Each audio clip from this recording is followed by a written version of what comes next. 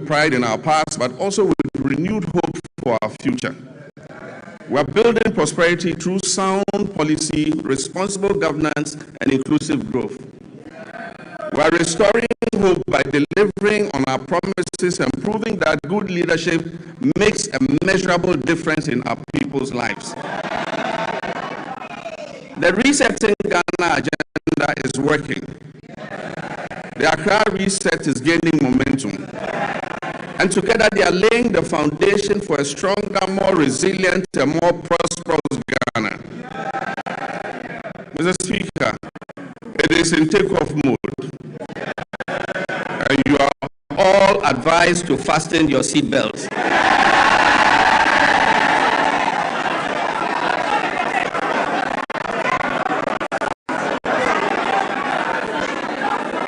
Mr. Speaker, and the direction is set, and the hope is real. Prosperity restoring hope is not merely aspirational, it reflects the tangible transformation we have delivered for the Ghanaian people. Mr. Speaker, our economy has grown significantly. In 2025, Ghana's GDP is expected to reach $113 billion, an increase from $83 billion at the end of 2024. This has placed Ghana among the top 10 largest economies in Africa. Mr. Speaker, average GDP growth for the first 3 quarters of 2025 is reported at 6.1%. But growth means nothing without discipline. Our primary surplus reached 2.6% of GDP, far exceeding our target of 1.5%.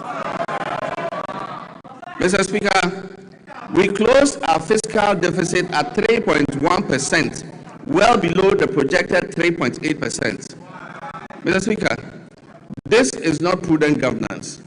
It is promise-keeping, and it has benefited households and businesses because we have borrowed less and spent more responsibly. Interest rates have fallen, confidence has returned, private businesses are breathing again. Mr. Speaker, the 19th of December 2022 will go down as one of the darkest days in Ghana's economic history. On that day, Ghana declared its inability to honor its debt obligations. We declared a debt default and placed a moratorium on both domestic and foreign debt repayments. Following this, we entered a protracted and complex debt restructuring process. Ghana's debt became a shackle on our economic program. Looking at Ghana's restructured debt profile, it is clear that those who negotiated on our behalf were only intent on kicking the can down the road, with the largest debt repayments scheduled, interestingly, between 2025 and 2028. Mr. Speaker, we confronted this crisis with action, not rhetoric. We established sinking funds, we restructured obligations, and we pursued bilateral agreements. Mr. Speaker, the result: public debt fell by 82.1 billion Ghana cedis and took our debt to GDP from 61.8% to 45.3%. Mr. Speaker, this is one of the sharpest reductions of debt in Ghana's history. Mr. Speaker, just this year, after the New Year celebration on January 2nd, when people were still recovering from hangovers, we settled a US 709 million euro bond ahead of schedule. We settled a US dollar 709 million euro bond ahead of schedule, completing the US 1.4 billion in debt service that was meant for 2025. Mr. Speaker, and the world noticed, Fitch, Moody's, and Standard & Poor's all upgraded Ghana's credit ratings, the first triple upgrade in many years. Mr. Speaker, Ghana's credibility is restored. Ghana is rising. The heaviest burden we inherited was the very high inflation rate, which was silently eroding every household's purchasing power. It peaked at 54.1% at the end of 2022, and it declined to 23.5% by the end of 2024. Mr. Speaker, we treated this with urgency. Through fiscal consolidation, currency stabilization, and disciplined monetary policy, inflation fell from 23.5% at the end of 2024 to 3.8%.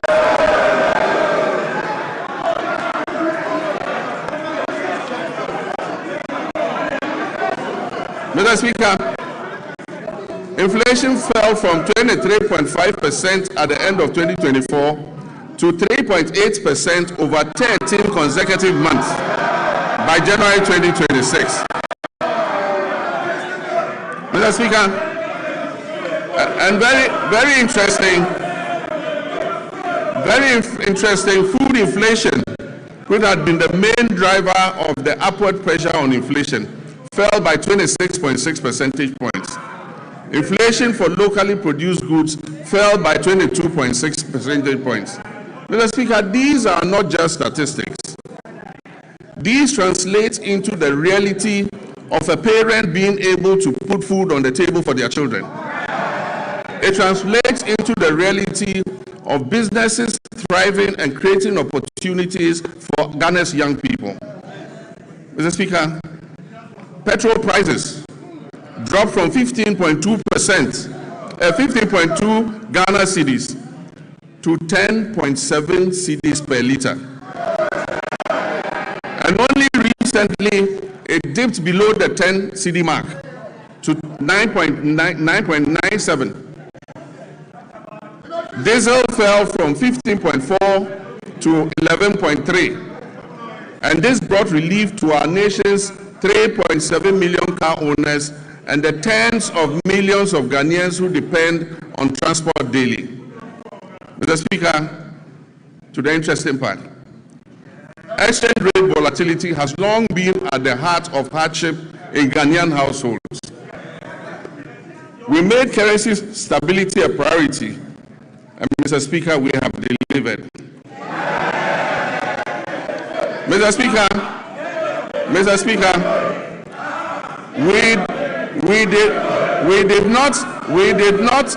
we did not arrest the dollar. We strengthened the cedi to put up a good fight against the other currencies.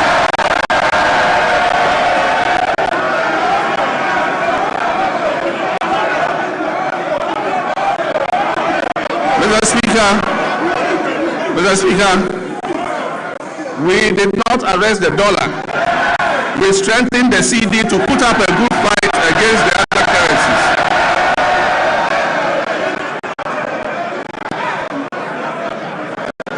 And I'm pleased to report to this House that the cedi appreciated by 40.7% against the US dollar and by 30.9% against the British pound and by 24% against the euro. Mr. Speaker, Ghana's economic turnaround is broad-based and comprehensive. All sectors of the Ghanaian economy have witnessed remarkable improvement in our first year in office.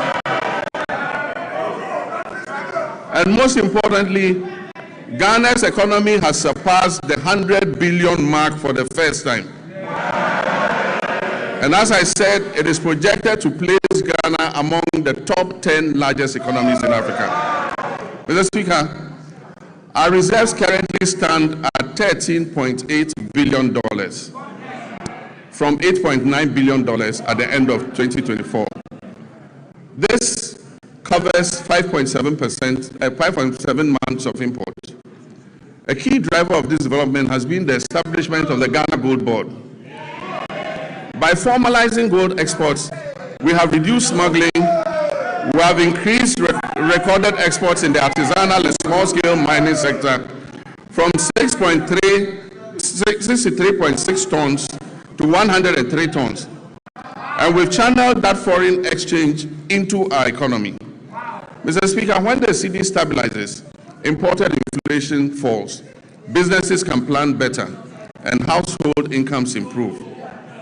Mr. Speaker, as global uncertainty grows, it is necessary for us to reduce our country's exposure to external shocks, break the cycle of economic downturns, and safeguard our macroeconomic stability.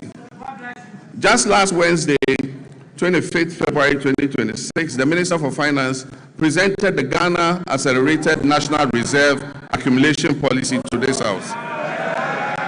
Mr. Speaker, this policy seeks to strengthen our country's external resilience by increasing our international reserves to 15 months of import cover by the end of 2028, supporting long-term structural transformation while safeguarding macroeconomic stability.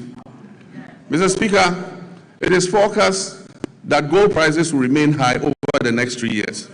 And so this presents us with a unique opportunity to build an economic war chest to withstand any global economic shocks, to secure our macroeconomic stability and improve the standards of living of our citizens and build a lasting prosperity for future generations.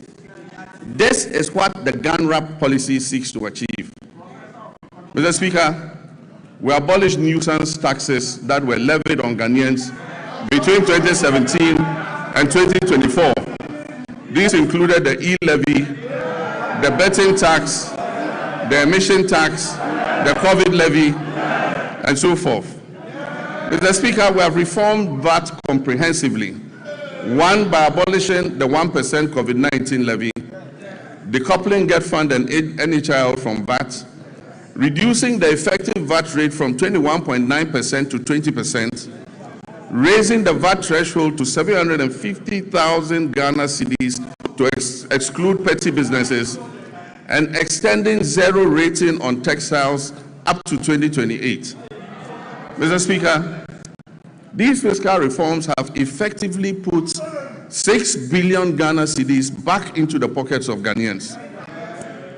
Interest rates have fallen from above 30% to currently between 18 and 20%, freeing up credits for businesses and households.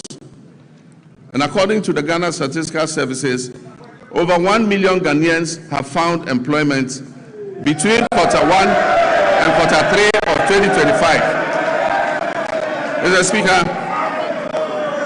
and 950,000 Ghanaians have escaped multidimensional poverty over the same period.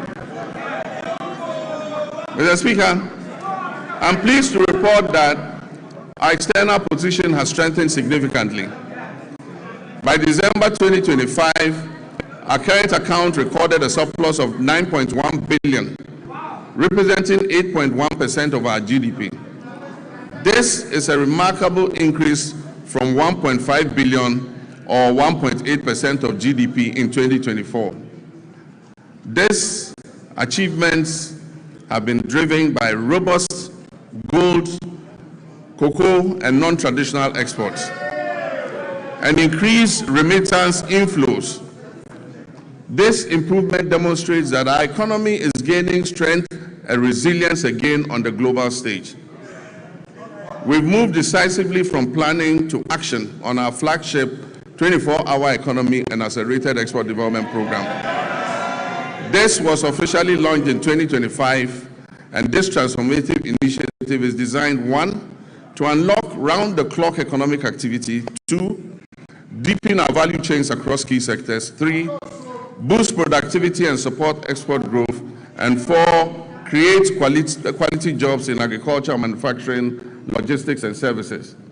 Mr. Speaker, I want to thank this August House. On 6th February 2026, this House passed the 24-Hour Economy Authority Bill. This has established the regulatory framework and the legal mandate that was necessary for full implementation. Last week, at the cabinet meeting held, I had the honor of signing this historic legislation into law.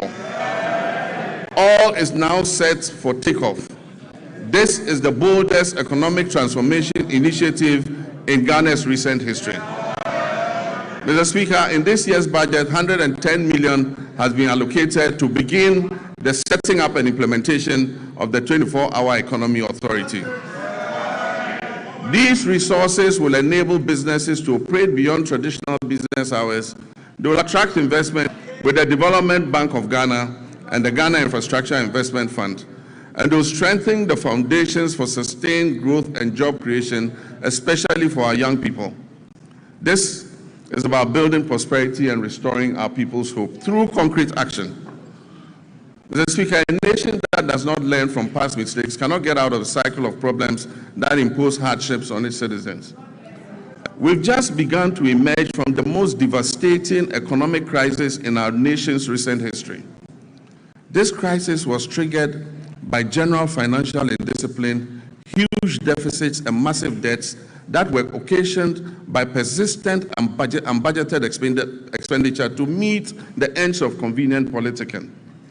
In the last week, we have had to take the painful but necessary decision to revise the producer price of cocoa to achieve competitive pricing and resolve the acute liquidity challenges in the sector. Mr. Speaker,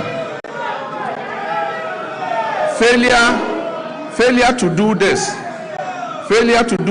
as others did and left a debt of 32 billion for this government to pay. Failure to do this would have meant borrowing billions in borrowed funds. Mr. Speaker, this unplanned expenditure would have taken us right back to the very devastating economic problem we have only recently begun to escape. So, Mr. Speaker, while fully understanding the concerns and protests of our farmers, I can firmly assure them that the reforms announced by government will see a total transformation of the cocoa sector.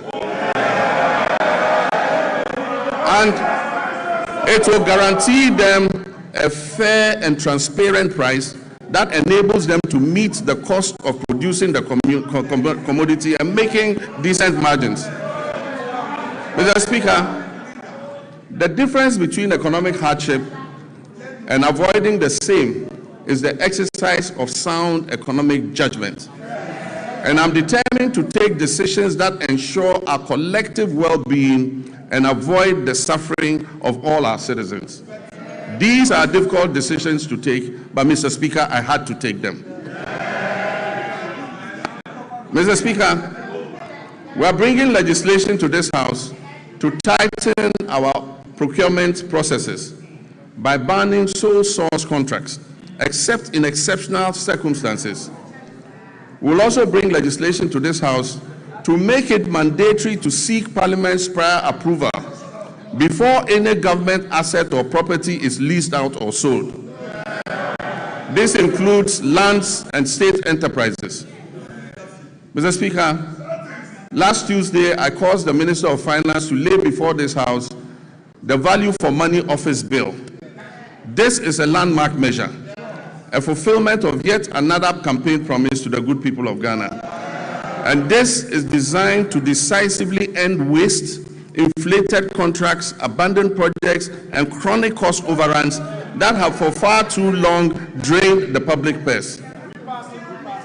All these measures are intended to improve public trust and accountability. Mr. Speaker, in January 2025, we inherited an energy sector on the brink of collapse that had been precipitated by a severe financial crisis. The sector was burdened with a staggering debt of 80 billion Ghana cedis, strengthening the operational viability of key power producers. The 500 million World Bank partial risk guarantee, a critical risk mitigation instrument that was established in 2015 during my first term to safeguard the nearly 8 billion of private sector investment that was put into the offshore Cape Trade Points field had been fully drawn down and exhausted due to prolonged non-payment for gas consumed.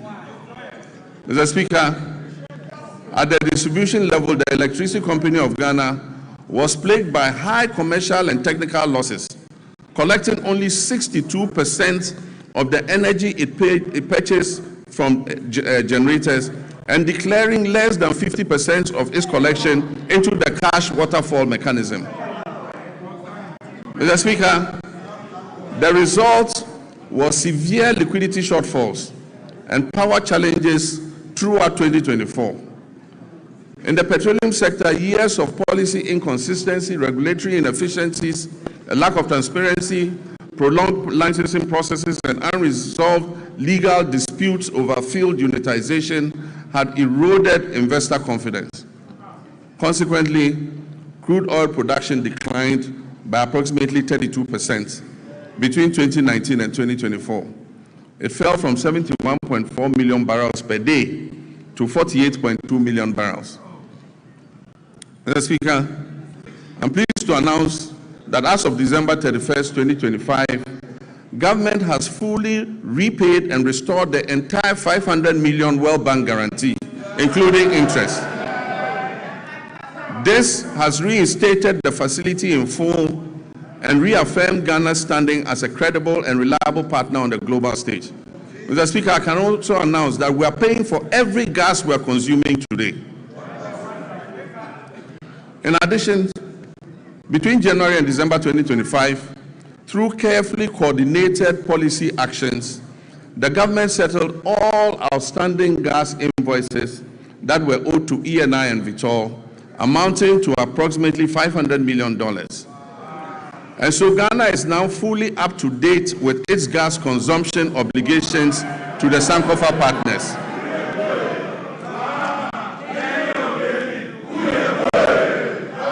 And I'm pleased to announce that the 2026 budget has made adequate provision to ensure timely payments for all liquid natural gas that we consume going forward. Mr. Speaker, to ensure equity and fairness, the government has also held constructive engagements with Tallow Oil and the Jubilee Field partners, and we've reached a comprehensive roadmap to guarantee full payments for all gas that is consumed. This approach supports reliable nationwide electricity generation and accelerates industrial growth. Engagement with upstream partners has resulted in increased gas production, guided by a clear national vision to rapidly scale up domestic gas supply and reduce reliance on expensive liquid fuels. Mr. Speaker, beyond clearing inherited arrears, a robust framework has also been established to strengthen monitor implementation of the cash waterfall mechanism. Another major milestone was the operationalization of the ECG's single holding account, which is overseen jointly by the Ministry of Energy and Green Transitions and the PURC. This intervention has significantly reduced revenue leakages, and it has enhanced ECG's capacity to meet its payment obligations. To address the high cost of power, the government has successfully renegotiated existing power purchase agreements. Engagement with the 9 independent power producers have resulted in a 250 million immediate savings and 1.1 billion of legacy debt restructured for payments between the period 2026 and 2028. These revised agreements will be submitted to Cabinet, and I'm pleased to inform you, Mr. Speaker, will be brought here to Parliament for ratification. Mr. Speaker,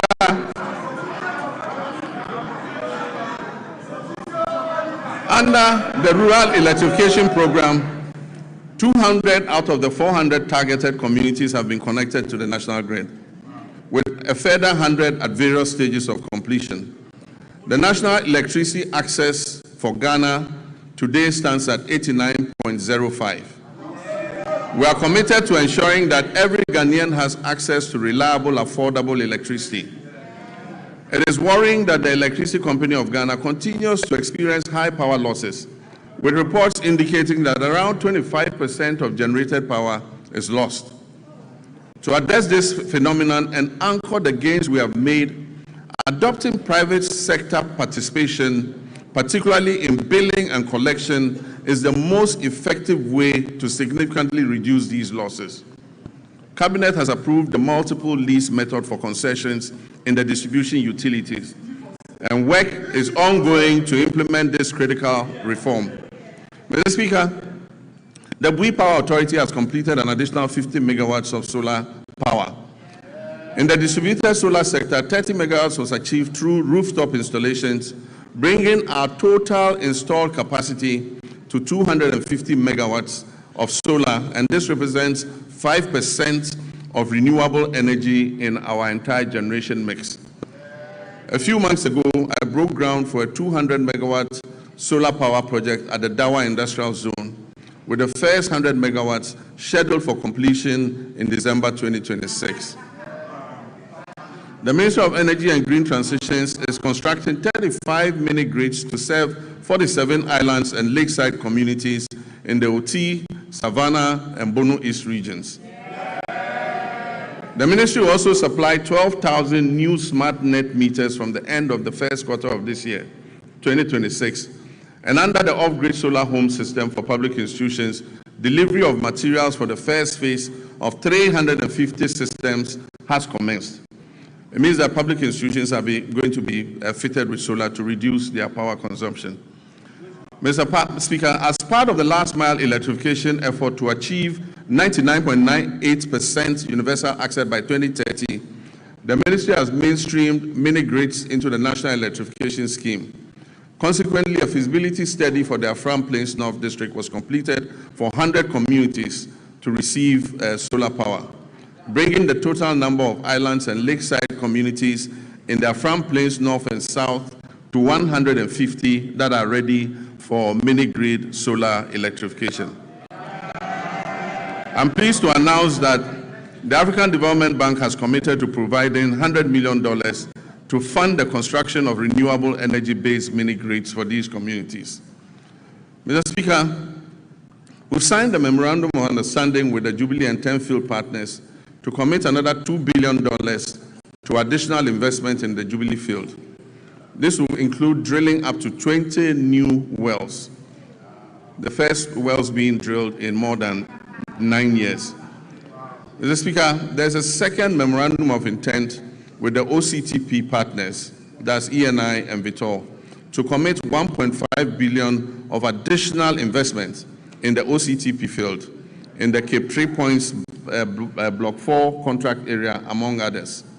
This agreement will significantly increase Ghana's oil and gas production, thereby enhancing energy security, domestic demand, and infrastructure development.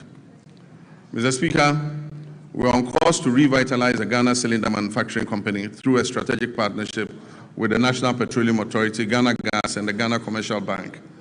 This will boost production, ensure a steady supply of safe LPG cylinders, and strengthen local manufacturing. Mr. Speaker, I'm also pleased to announce to you that Tema Oil Refinery is back.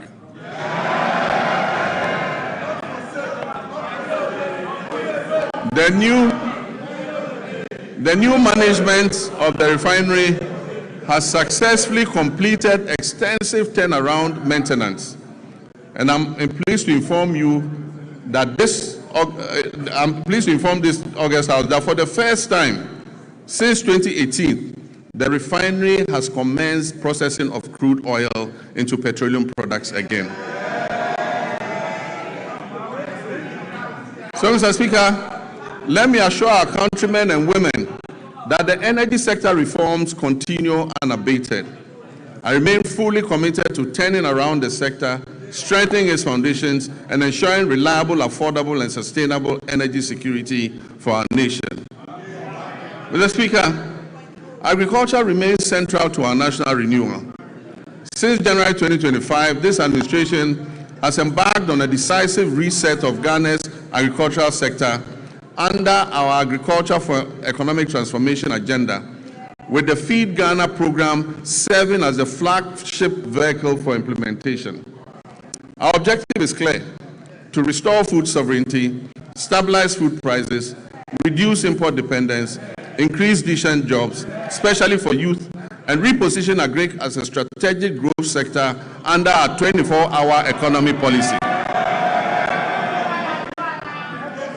Mr. Speaker, as of January 2025, food inflation stood at 28.3%, following an unprecedented peak of 61% in January 2023. This situation placed severe pressure on households and undermined national stability. Today, food inflation has declined significantly to 4.9%, and this has provided relief to Ghanaian families and businesses. Mr. Speaker, this year we have committed 300 million Ghana cedis to the National Food Buffer Stock Company to mop up excess produce, to stabilize prices, and build a strategic national food buffer against emergencies, marking the first time Ghana has deliberately built a food reserve for national resilience. Over 413 institutions, from basic schools through to tertiary institutions, have been registered and are actively participating in the Feed Ghana program.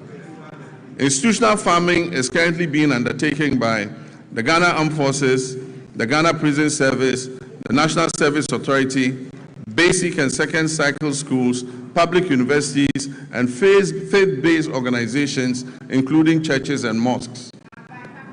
A key pillar of the Feed Ghana program is the home gardening initiative. Across the country, families are being encouraged to grow vegetables at home and in their communities to reduce food expenditure, improve household nutrition, and enhance food availability. The Feed Ghana program is also firmly anchored on irrigation for wealth creation. Government is deliberately shifting our agriculture from rain-fed dependence to irrigation-based farming to support year-round production and also strengthen our climate resilience. And so over the past months, processes have begun for the following interventions: the construction of 2 new mega dams, the rehabilitation of 8 existing irrigation dams, and the construction of 250 solar-powered boreholes for farming communities and schools across the Northern Belt and Brong-Ahafo regions. In addition, major irrigation schemes, including the Via, Weta, Tanoso, Bong, Ashaman, and Aveime, are undergoing rehabilitation. While new inland valleys covering over 1,300 hectares are being developed to expand rice production. Under the Global Agriculture and Food Security Program, we've launched a 20 million agro-input distribution project to strengthen food and nutrition security across the Northern Savannah Ecological Zone. This project is being implemented in 12 districts across 6 regions, with a target of 50,000 farming households, including 30,000 women and youth. It will support the production of key staples such as maize, rice, soya bean, cowpea, granules, while promoting year-round vegetable cultivation through solar-powered micro-irrigation schemes for farmers groups and selected schools. The project is also supporting backyard and commercial poultry production, as well as the distribution of fertilizer and certified seeds to participating districts. This will help strengthen the poultry value chain. We're working to fulfill the promise of establishing farmer service centers across the country to modernize agriculture. Procurement processes are underway for a total of 660 tractors, 400 combine harvesters, and other agricultural equipment and implements. The first 11 farmer service centers will begin construction this year and will provide affordable access to land preparation, harvesting, storage, input supply, extension services, and equipment leasing, especially for smallholder farmers. Mr. Speaker, in the next 2 weeks, I'm going to cut short for the first farmer service center in their farm plains. Mr. Speaker, agriculture extension remains the backbone of productivity, and to address the current gap between farmers and extension officers, 540 motorbikes have been procured to improve extension coverage.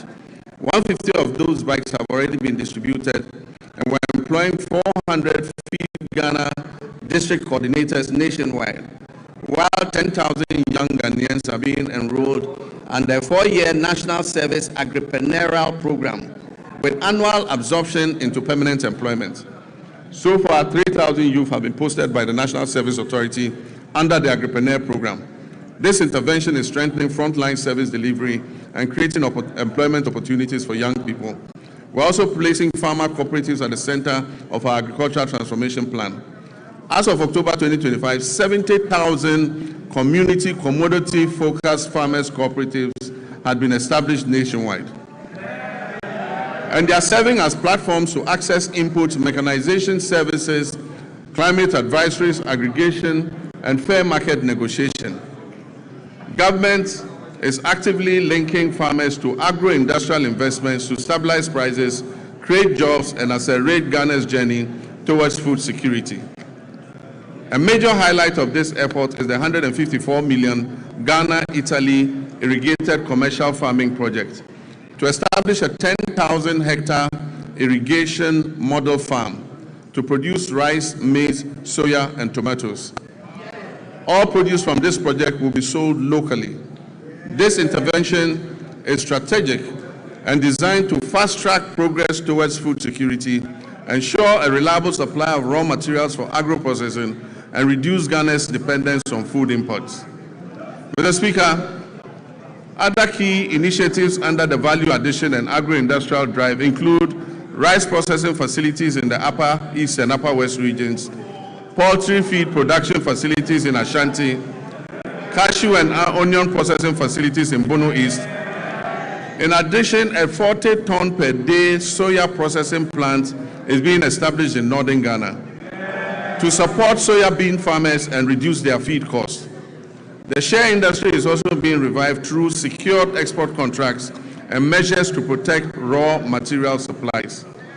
Mr. Speaker, to reduce Ghana's 300 to 400 million annual poultry import bill, Ghana has launched a comprehensive poultry farm-to-table project. These comprise 50 anchor or commercial farmers producing 4 million birds, 500 SMEs producing 3 million birds, and a small-scale Nkokon Kete backyard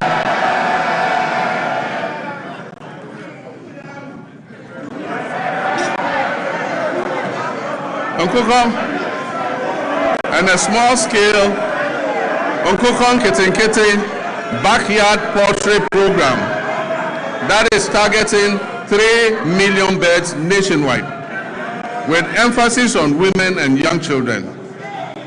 Mr. Speaker, the Nkokon Kete program is underway as I speak,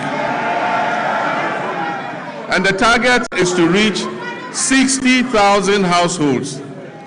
Even before I launched the Nkokon Kete program, 720 beds had been distributed during the pilot phase to 13,000 farmers in 12 districts. I recently opened a poultry processing factory in Bichim to support expected production growth in the poultry sector. Mr. Speaker, education is important, and it remains pivotal to our national transformation agenda. In this regard, the year 2025 was both eventful and momentous for Ghana's education sector. I'm pleased to report that all the flagship initiatives and commitments that were contained in our Reset Agenda Manifesto have been faithfully honored during the year under review. The No Fee Stress initiative was successfully launched in Koforidua, and as I speak has benefited over 152,000 young people, first-year students in public tertiary universities. The number of beneficiaries this year is projected to reach 220,000 first-year students. In collaboration with the Student Loan Trust Fund, I have good news for law students. Law students in Ghana will also be now able to access the student loan scheme to pursue their legal education. Mr. Speaker, the free tertiary education policy for persons with disability has also been launched and is now fully benefiting all eligible persons with disabilities enrolled in our tertiary institutions nationwide.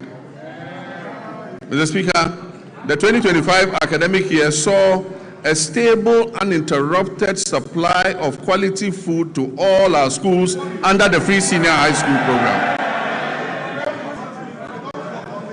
Mr. Speaker, to further deepen coordination, accountability, and effectiveness in the education sector, this Honorable House passed several important pieces of legislation.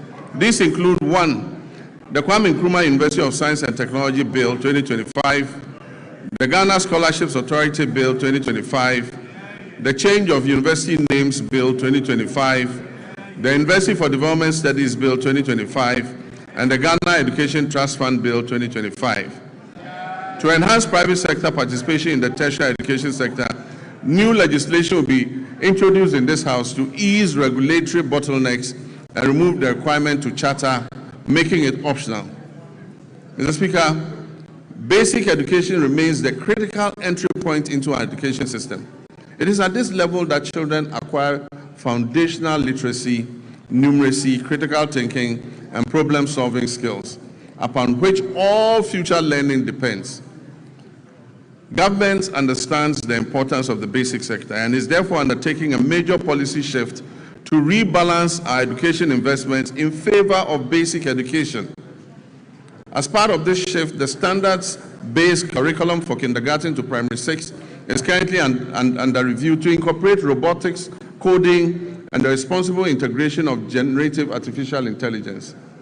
Additionally, as part of the ongoing curriculum review, artificial intelligence education will be introduced at an age-appropriate and developmentally sensitive, with a strong emphasis on ethical use, digital responsibility, critical thinking, and human values. Mr. Speaker, in response to the persisting challenge of schools under trees, this government has programmed a bold and decisive intervention for the 2026 financial year. This includes the construction of 200 kindergarten blocks, 200 new primary school blocks, 200 new junior high schools nationwide. And I'm further pleased to inform this House adequate allocation has been done in the 2026 budget. I'm further pleased to inform this House that the government has fully cleared all outstanding capitation grant arrears owed to the public basic schools, as well as clearing all outstanding arrears of BEC exam registration subsidies due to the West African Exams Council. For previous years, the legacy debts to West African Examinations Council have all been cleared. Mr. Speaker, education for learners with special needs is not only a moral right, but also a sound, pragmatic investment. And it promotes equity and strengthens social cohesion.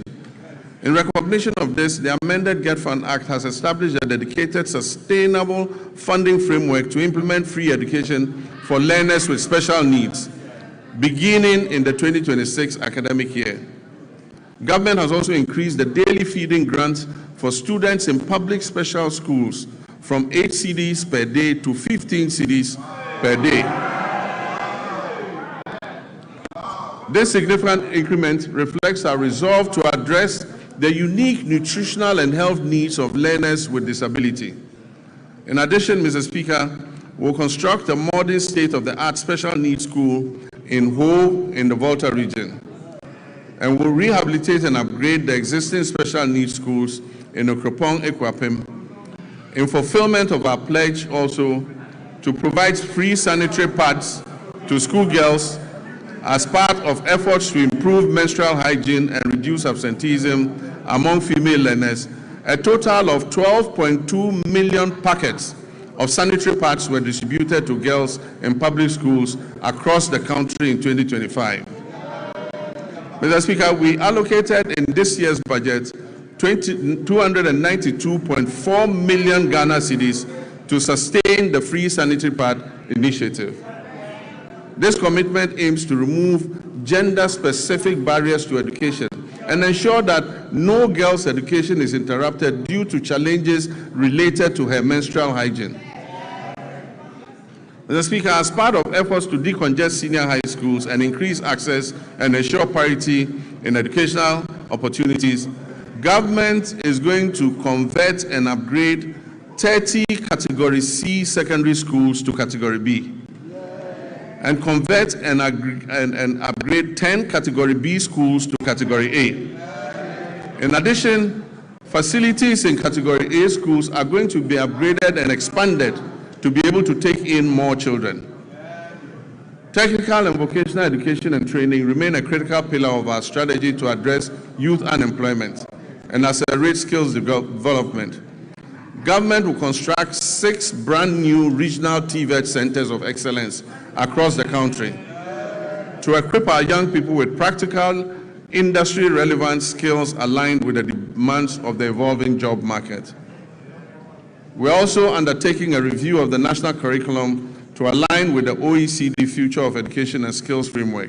This will make TVET education more adaptive and resilient. Mr. Speaker, to expand access to higher education and support balanced regional growth and meet the rising demand for quality tertiary education, we've entered international partnerships to establish 2 new public universities, one in Kentapo in the Bono East region, another in Jasikan in the Oti region. I'm happy to announce also that a grant has been sourced from China to establish a new public university in Damangu in the Savannah region. Mr. Speaker, technical universities play a critical role in closing the skills gap and reducing youth unemployment by delivering high-quality, industry-aligned and practice-oriented training within a broader policy framework that stimulates labor demand. In this regard, government is going to establish 3 new technical universities to strengthen skills development, enhance innovation, and support national industrialization efforts. Mr. Speaker, the Teachers Housing Initiative is a joint effort involving district assemblies, Common Fund, Get Fund, NATS, and JESOPs. And the aim is to build 50,000 housing units for teachers.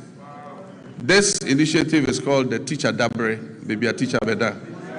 This partnership demonstrates our collective dedication to enhancing teachers' living conditions and boosting the retention of teachers, especially in rural and remote areas, and ensuring that teachers can live, work, and retire with dignity and security. Mr. Speaker, by prioritizing equitable access and expanding infrastructure, we're investing in human capital and laying the foundation for a Ghana where every child can learn, grow, and succeed. Mr. Speaker, our health system. By January 2025, our health system was under severe strain.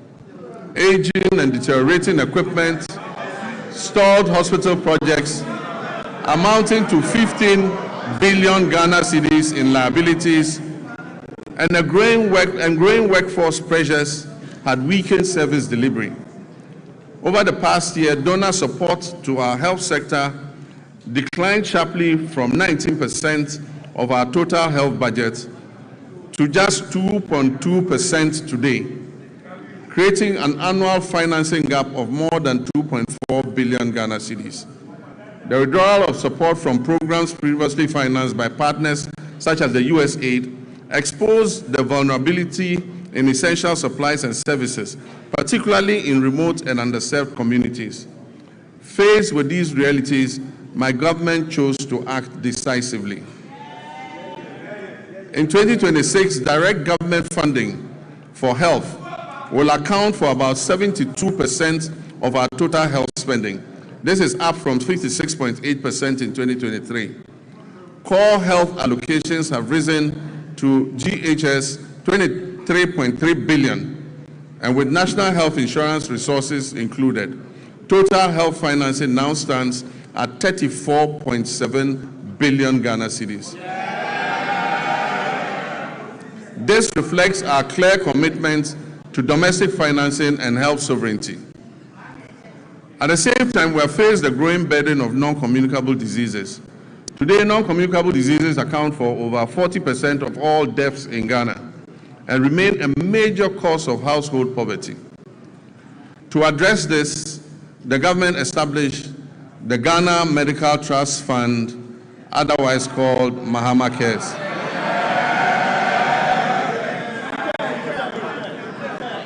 Mr. Speaker, this is the first nationwide financing mechanism dedicated to chronic and non-communicable diseases. Mr. Speaker, the National Health Insurance Levy has been uncapped. Claims payments are now timely, with facilities no longer waiting more than 6 months as happened in the past for payment to be made. We're also finalizing measures to increase provider tariffs by over 100% to reflect the realistic cost of health treatment. As a result of the increased trust, NHIS enrollment has risen from 57% at the start of 2025 to 66% today.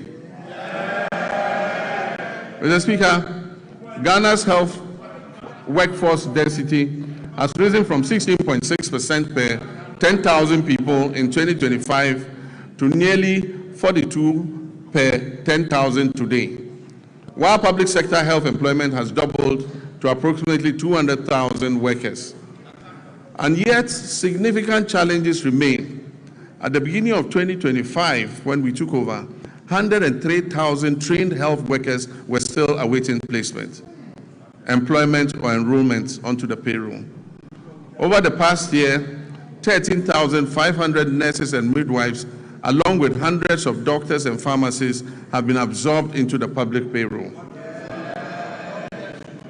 Nursing trainee allowances have been regularized and restored. Application fees have been reduced, and the no-fee stress initiative introduced to ease access to training has been extended. Service conditions are being implemented to boost morale and retention. Looking ahead, government will expand recruitment and take necessary action to add more health workers onto the payroll. We will also correct the maldistribution of health workers through targeted incentives for health workers who agree to serve in underserved areas. Let me use this opportunity to appeal to our gallant health workers to accept postings to our underserved areas, seeing as it is a national call to duty, while we work to ensure that they have an enabling environment to do their work. Mr. Speaker, we'll also scale up specialist and advanced nursing training to match the country's changing disease profile. New post-basic nursing programs in cardiology, nephrology, endocrinology, and oncology will be introduced. While the two existing ones, emergency and critical care nurses, will be scaled up. At least 30 nursing training institutions will transition to competency-based degree curriculums, supported by new scholarship opportunities for PhD-level training for nurses and allied health professionals. Mr. Speaker, on health infrastructure, my government remains firm in its commitment not to abandon unfinished projects. We'll continue to retool facilities, strengthen emergency and disease surveillance systems, and ensure that health infrastructure is properly aligned with staffing, equipment, and financing. In 2026 budget, provision has been made to commence regional hospitals in Oti, Savannah, and the Western North regions. This will expand access to quality care. Aligned with the reset agenda, we're making strategic investments in local pharmaceutical and vaccine production. The government has allocated 50 million in seed funding to the National Vaccine Institute. And in 2025, a local manufacturer secured market authorization to produce snake venom antiserum right here in Ghana. We're also finalizing steps to implement an advanced market commitment to prioritize locally manufactured vaccines and pharmaceuticals in public procurement. Production of the tetanus diphtheria vaccine is expected to commence this year through a partnership with an Indonesian pharmaceutical firm. Disease control remains our priority in our country's immunization financing. We will strengthen has been tasked with ensuring the availability of testing and antiretrovirals. This year, government will fully roll out a free primary health care program, removing all